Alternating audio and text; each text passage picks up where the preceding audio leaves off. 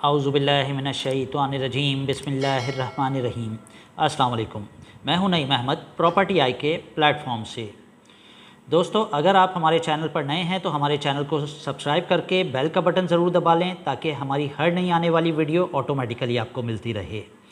Video को आखिर तक ज़रूर देखा करें ताकि आपको कंप्लीट इन्फॉर्मेशन मिल सके और आपके जो क्यूरीज़ हैं, जो सवालात हैं, उन सब के जवाबात हमारी वीडियो में मौजूद होते हैं। और फर्दर इन्फॉर्मेशन के लिए आप हमें कमेंट सेक्शन में मेंशन कर सकते हैं और व्हाट्सएप पे मैसेज कर सकते हैं। हम अपनी मोस्टली वीडियोस में आपको कॉल करने से थोड़ा सा गुरेज करने की रिक्वेस्ट करते हैं और उसका एक मेन रीज़न ये होता है कि ताकि हम अपने सारे व्यूवर्स को, सारे सब्सक्राइबर्स को जो है प्रॉपर्ली रिस्पॉन्स कर सकें।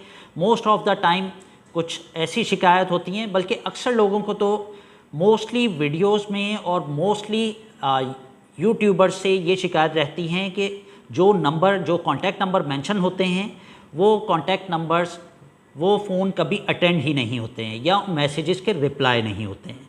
हमारी कोशिश ये होती है कि हम आपको हर कमेंट का रिप्लाई करें, हर मैसेज का रिस्पॉन्स करें, लेकिन बहुत मुश्किल होता है कि आपकी हर कॉल को अटेंड किया जा सके, क्योंकि कुछ हजरात, कुछ हमारे दोस्त जो है नमाज टाइम पे कॉल कर रहे होते हैं, कुछ कॉल्स की डबलिंग हो रही होती है। कॉल वेटिंग पे जो कॉल आ रही होती है वो भी अटेंड नहीं की जा सकती, क्योंकि जब एक क्लाइंट से बात चल रही है तो ये एथिक्स के बिल्कुल ख़िलाफ़ हो जाता है कि हम उस कॉल के दौरान दूसरी कॉल ले लें।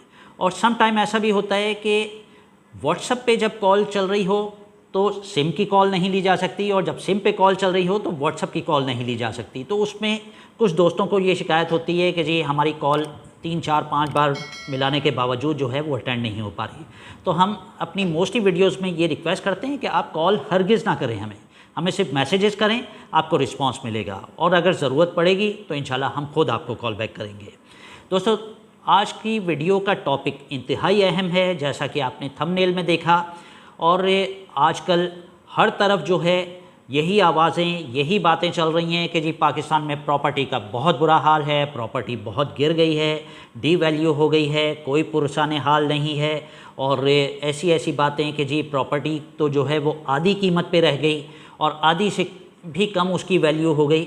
लेकिन हमारे पास आप जो ये कॉल्स का और जो मैसेजेस का बर्डन और लोड है, इसमें वही सारे हजरात हैं, वही सारे लोग हैं जो कि मोस्टली मेजॉरिटी जो है वो रेंट के घरों में रह रही है और वो अपना ज़ाती घर चाहते हैं, उसके ख्वाहिशमंद हैं। और अगर यूँ समझें कि अगर एक शख्स का, एक फैमिली का बजट 1 करोड़ रुपए था और उनका डिज़ायर घर 2 करोड़ रुपए का था, तो अगर 50% प्रॉपर्टी गिर गई तो उनके बजट में तो ईज़िली जो है वो चीज़ आ जाएगी। और जिन दोस्तों का डिफरेंस बहुत माइनर था, यानी यूँ समझ लें कि उनका डिज़ायर्ड घर अगर 1 करोड़ का मिल रहा था और उनका बजट जो है वो 80 लाख या 70 लाख है, तो उनका तो डिफरेंस जो है वो 20 to 30% रह गया। जब 50% वो 1 करोड़ वाली प्रॉपर्टी गिरेगी तो ऑटोमेटिकली वो 50 लाख में मिलनी चाहिए। तो बहुत आसान हो जाता है कि वो फैमिलीज़, वो हजरात अपना डिज़ायर्ड घर जो है वो ईज़िली अवेल कर पाएँ। तीसरी चीज़, इंस्टॉलमेंट्स का रुझान। एक बहुत बड़ा हमारा तबका ऐसा है जो कि चाहता है कि हमें एक माइनर अमाउंट पे करके घर मिल जाए रिहाइश के लिए, और हम ग्रेजुअली रहते हुए उसमें रहते हुए उसकी इंस्टॉलमेंट पे कर सकें। तो आज हम बात करेंगे इन सारी चीज़ों पे। तो सबसे पहले तो मैं आपसे ये कहना चाहूँगा कि प्रॉपर्टी गिरी ज़रूर है पाकिस्तान में, लेकिन कौन सी प्रॉपर्टीज़ डी वैल्यू हुई हैं, ये जानना बहुत ज़रूरी है। वो प्रॉपर्टीज़ हैं जिसका बायर ही नहीं है, जिसको कोई लेना ही नहीं चाहता है। पाकिस्तान में प्रॉपर्टीज़ वो डिक्लाइन पे हैं, वो डी वैल्यू हुई हैं जो ओवर वैल्यू थी, वो प्रॉपर्टीज़ जो इन्वेस्टमेंट पॉइंट ऑफ व्यू से थी। जैसा कि अगर हम कराची की बात करें या हैदराबाद की बात करें, तो कराची के अंदर मिड ऑफ द सिटी या पूरे शहर में हम किसी जगह की बात कर लें, वहाँ हमें तो नज़र नहीं आता कि जी कहाँ प्रॉपर्टी जो है वो डी वैल्यू हुई है। और अगर हम हैदराबाद की बात करें तो पूरे हैदराबाद में भी कोई एरिया ऐसा नहीं मिलता है जहाँ प्रॉपर्टी डी वैल्यू हुई हो। हाँ, कराची और हैदराबाद के दरमियान की अगर हम बात करते हैं तो बिल्कुल वहाँ प्रॉपर्टी जो है वो डी वैल्यू हुई, क्योंकि वहाँ आबादी नहीं है, क्योंकि वहाँ फैसिलिटीज़ नहीं हैं, क्योंकि वहाँ डेवलपमेंट नहीं है, क्योंकि वहाँ पब्लिक ट्रांसपोर्ट नहीं है, क्योंकि वहाँ जॉब अपॉर्चुनिटीज़ नहीं हैं, क्योंकि वहाँ कोई रह नहीं सकता है। तो वो properties investment point of view से थी। हमारे मुल्क में एक बहुत बड़ा रुझान जो है पैसे को मल्टीप्लाई करना, वो प्रॉपर्टी के लिहाज से है कि जी प्रॉपर्टी में इन्वेस्ट करो और कभी जो है लॉस नहीं होगा, बल्कि आपका पैसा जो है वो कहीं ज़्यादा जो है वो एप्रिशिएट हो जाएगा, मल्टीप्लाई हो जाएगा। तो बहुत से हमारे दोस्तों ने दूर दराज जो है इन्वेस्टमेंट शुरू कर दी। तो अगर हम कराची की बात कर रहे थे, कराची की अगर हम स्कीम 33 की बात करें तो 50 साल पुरानी स्कीम है। उसे डेवलप होते होते, उसे एप्रिशिएट होते होते 50 ईयर्स लगे। और जहाँ बात आ जाती है नूरियाबाद या हैदराबाद और कराची के दरमियान की प्रॉपर्टीज़ की, तो उन्हें तो डेवलप होते होते, आबाद होते होते, वहाँ तक थ्रू आउट आबादी अटैच होते होते 200 साल लगने चाहिए। जी हाँ, बिल्कुल। और ये कोई ऐसी बात नहीं है कि जी 200 साल, जी 200 साल में 4 to 6, 7, 8 जनरेशन जो हैं वो गुजर जाती हैं। और इतने अरसे में जो है अगर वो एरिया डेवलप होगा या वेल पॉपुलेटेड होगा तो इतनी लॉन्ग टर्म इन्वेस्टमेंट कर कौन सकता है आज के हालात में। आज हर तरफ जो है वो महंगाई के तस्करे हैं कि जी आए दिन पेट्रोल महंगा हो रहा है, बिजली महंगी हो रही है, जो हमारे खाने पीने की अशिया हैं वो महंगी हो रही हैं, फीसेस बढ़ रही हैं, ट्रांसपोर्ट बढ़ रही है, हर चीज़ जो है वो इंक्रीज़ हो रही है। तो कैसे पॉसिबल है कि 100 में से 99 चीज़ें बढ़ रही हों और एक चीज़ वो डिवैल्यू हो रही हो, गिर रही हो? क्या प्रॉपर्टी, उसमें मटेरियल यूज़ नहीं होता है? क्या उन बिल्डिंग्स को, उन मकानात को, उन बेंगलोस को, उन्हें बनाने वाले इंसान नहीं हैं? वो चाहे मज़दूर हो, लेबर की अगर हम बात करें, चाहे मज़दूर हो, चाहे मिस्त्री हो, चाहे कॉन्ट्रैक्टर हो, चाहे ठेकेदार हो, किसी भी तबके से ताल्लुक़ रखता हो, चाहे इलेक्ट्रीशियन हो, चाहे कारपेंटर हो, तो उनकी वेजेस बढ़ गई, उनकी नेसेसिटीज़ और नीड्स बढ़ गई। जब वो इंक्रीज़ हुई तो डेफिनेटली उनकी रिक्वायरमेंट ज़्यादा हो गई। तो इट्स मीन कि लेबर कॉस्ट बढ़ी।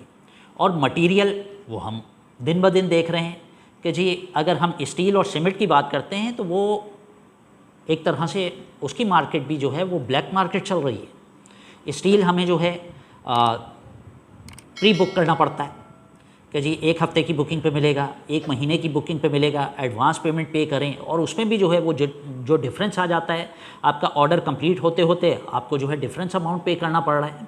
तो किस तरह पॉसिबल है कि प्रॉपर्टी जो है, कंस्ट्रक्टेड प्रॉपर्टी, वो डी वैल्यू हो जाए? तो मैं एक बार फिर आपको बताता चलूँ कि डी वैल्यू प्लॉट्स हुए हैं वो भी दूर दराज इलाकों के। जो जगहें, जो एरियाज़ आपके यूज़ेबल हैं, जिन प्रॉपर्टीज़ को आप यूज़ करना चाहते हैं, कर सकते हैं, और जो आपकी डिज़ायर्ड प्रॉपर्टीज़ हैं वो हरगिज़ डी वैल्यू और एप्रिशिएट ज़रूर हुई हैं, उसमें जो है वो डिक्लाइन नहीं आया है। तो उस लिहाज से अपने माइंड्स को थोड़ा सा क्लियर करें, और जो यूज़ेबल प्रॉपर्टीज़ हैं वो मज़ीद एप्रिशिएट हो रही हैं। तो इसलिए बहुत ज़रूरी है कि आप, अगर मेरा बजट 70 लाख है तो मैं हरगिज़ इस वक्त जो है 1 करोड़ वाली, 1.5 करोड़ वाली, 2 करोड़ वाली प्रॉपर्टी का ख्वाब ना देखूं, उसे सर्च ना करूं। अगर मैं रेंट पे रहता हूं तो मेरी स्मार्ट प्लानिंग यही होनी चाहिए कि मैं 70 लाख वाली प्रॉपर्टी अवेल करके या तो वहाँ शिफ्ट कर जाऊँ, या अगर मैं समझता हूँ कि जी मेरी फैमिली वहाँ अकोमोडेट नहीं हो सकती है तो एटलीस्ट उस प्रॉपर्टी को मैं ओन करके उसे रेंट आउट कर दूँ, और मैं जहाँ रेंट पे रह रहा हूँ वहाँ मुझे सपोर्ट मिलना शुरू हो जाएगी। सपोज़ मैं जिस जगह पे रह रहा हूँ वहाँ 50,000 रेंट है, और जो प्रॉपर्टी मैंने परचेज़ कर ली उसका मुझे 30,000 रेंट मिलना शुरू हो गया, तो मेरा रेंट तो जस्ट 20,000 रह गया ना, तो मुझे एक सपोर्ट मिल गई। तो बहुत ज़रूरी है कि आप अपनी प्लानिंग्स को चेंज करें। और दूसरा एक और ख्वाब, जो कि इंस्टॉलमेंट का ख्वाब, कि जी मीगर अमाउंट माइनर अमाउंट पे करके हमें जो है पोजेसन मिल जाए और बाकी हम रहते हुए पे कर दें। तो इसके लिए मेरा एक सवाल है, कौन सी चीज़ जो डेली यूज़ की हमारी चीज़ है, चले हम ग्रॉसरी की बात कर लेते हैं, राशन, जैसे हम उर्दू टर्म में राशन कहेंगे, तो क्या राशन हमें इंस्टॉलमेंट पे मिल सकता है?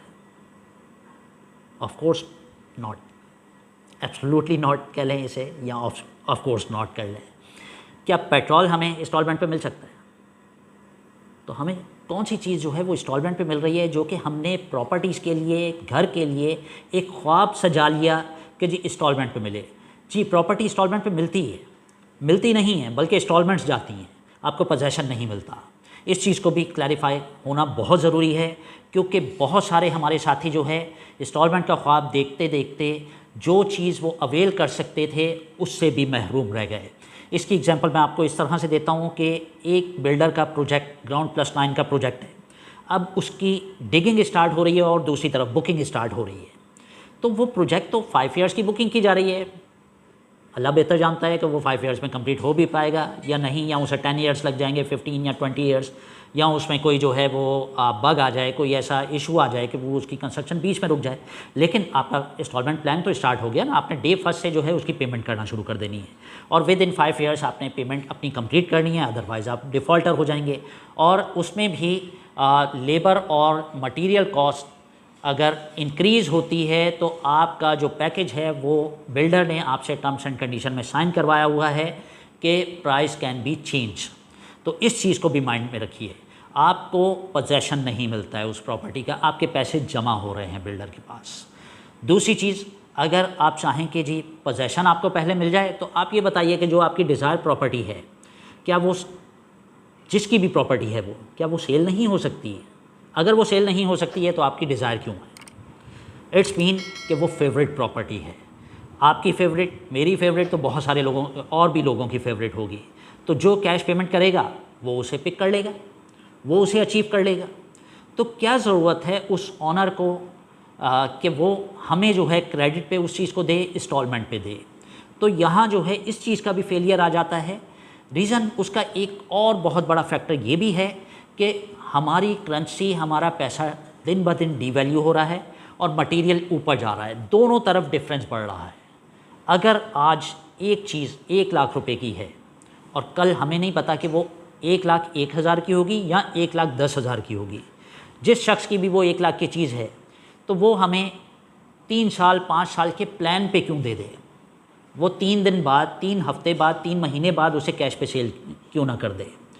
तो इस वजह से मैं आपसे रिक्वेस्ट करूँगा कि ये इंस्टॉलमेंट वाले प्लान इस ख्वाब से थोड़ा सा बाहर आएँ और जो प्रॉपर्टी आपके बजट में, आपकी लिमिट में, आपकी रेंज में आ रही है उसे फौरी तौर पर अवेल कर लें। और आई थिंक मैंने बहुत सारे आइडियाज़, बहुत सारी टिप्स इस वीडियो में आपको शेयर कर दी हैं और कोशिश किया करें कि वीडियो को पूरा देख के पूरी अंडरस्टैंडिंग्स आपको मिल सकें। हमारे पास बहुत सारे सवालात, बहुत सारी क्यूरीज़ ऐसी आती हैं, जो चीज़ें हमने वीडियो में ब्रीफ़ की होती हैं वही हमारे व्यूवर्स जो हैं हमसे मैसेजेस पे और कॉल कर करके पूछ रहे होते हैं। मौका दिया करें दूसरों को, सबको, कि जो पर्टिकुलर क्वेश्चन हो, जो पर्टिकुलर क्यूरी हो, उसके लिए हमें कांटेक्ट करें, अदरवाइज़ वीडियो में आपको इन्फॉर्मेशन मिल जाती है।